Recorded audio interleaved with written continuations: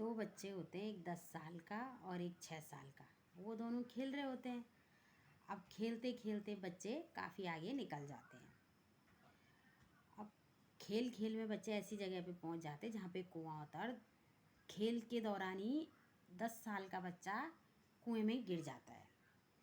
अब जो 6 साल का बच्चा होता है वो इधर उधर देखता है मदद के लिए, लेकिन उसे कोई भी दिखाई नहीं देता है। वहाँ कुएं के पास एक बाल्टी रहती है, कुएं वाली बाल्टी, वो कुएं में डाल देता उस बाल्टी को। अब जो 10 साल का बच्चा होता है वो बाल्टी पकड़ता है, और 6 साल का बच्चा पूरी ताकत लगा के बाल्टी को खींचता है और बच्चा ऊपर आ जाता है। अब ये बात गांव में फैल जाती है कि 6 साल के बच्चे ने 10 साल के बच्चे को निकाला है। गांव वालों को आश्चर्य होता है, आश्चर्य भी होता है, और उन्हें ये बात थोड़ा अजीब सी भी लगती है कि क्या ऐसा संभव है कि 6 साल का बच्चा 10 साल के बच्चे को निकाल सकता है। तो उस गांव में एक बहुत बड़े विद्वान पंडित होते हैं, सिरधर नाम के। सारे गांव वाले उनको अच्छा मानते हैं, उनको मान सम्मान देते हैं। तो कुछ भी बात हो उनसे पूछने जाते हैं। तो गांव वाले कहते हैं कि चलो पंडित जी से पूछते हैं कि क्या ये बात संभव है कि 6 साल का बच्चा 10 साल के बच्चे को खींच सकता ऊपर।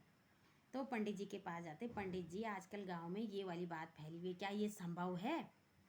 तो पंडित जी कहते हैं कि बिल्कुल खींच सकता है बच्चा, क्योंकि जहाँ पे वो बच्चा था उसे वहाँ पे कोई ऐसे बताने वाला नहीं था कि तुम ये काम नहीं कर सकते हो, इसलिए ये काम संभव हुआ है।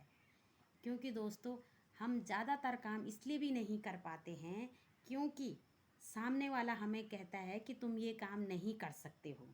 अगर कोई हमें ये कहे कि तुम ये कर सकते हो तो हम ये काम ज़रूर कर सकते हैं। इसीलिए उस बच्चे ने भी ये काम कर दिखाया, क्योंकि बच्चे को किसी ने, जब तक बच्चे को ये नहीं बताएंगे कि तुम्हें इस चीज़ से डर है, तुम ये नहीं कर सकते हो, तब तक बच्चा अपने मन में ये ठान लेता है कि ये मैं कर सकता हूँ, इसलिए ये कार्य संभव हुआ है।